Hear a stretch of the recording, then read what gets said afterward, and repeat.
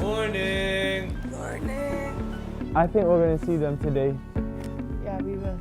Si JM, nagbukas ng salubin tungkol sa nabasa sa Freedom Board. Nung nabasa ko yung Freedom Board na yun, that's the real Fiang. Oo nga, siya nga rin naman yun. So at least now, nasabihan mo. Pero, yun nga, hindi natin din control. So if she still wants to continue, parang hindi ka naman nagkulang. One word is enough for a wise man. Kung kumbaga si Fiang mismo yun, hindi nagpapakatotoo lang siya. May mga point nga dito sa loob ng bahay na may isip mo na may kailangan baguhin sa sarili mo. Yun lang, yun yung naisip ko nung kay Fiang. Teens, labas. Adults, pasok. Maraming muntika nilang nilagay. Baka goal nila parang pastil. Malalaki yun. Hindi yan mapapasin. Ano? Ang pagpasok ko namin, kuya, naiwan po silang niluluto na adobo po, kuya. Yung adobo na po na yun, tinikman ko po, sobrang tamiso, tapos medyo maasim.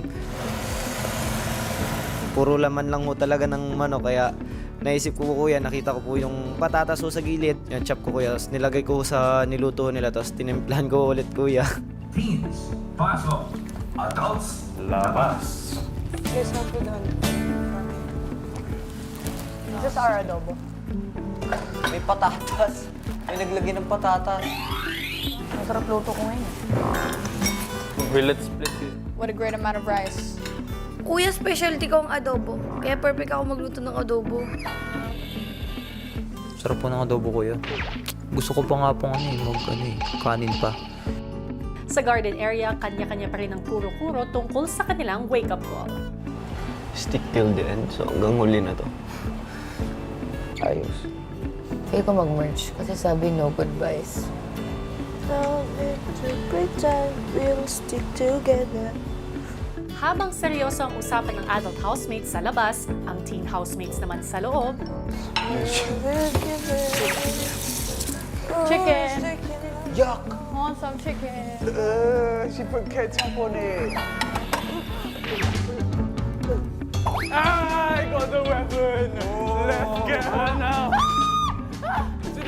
What to do? adults, pasok. Teens, Labas! Guys, how we done? Ang gihapon ka sa lupa. Gihapon bisag pilit tagauban. I remember Kuya Binsoy. Bro, I miss that group. I remember, he's literally like right next door. oh, don't worry teens, magkakasama ulit kayo sa takdang panahon. Kailangan natin ng energy. Kailangan natin magsayaw. Narinig ka? Sino ka man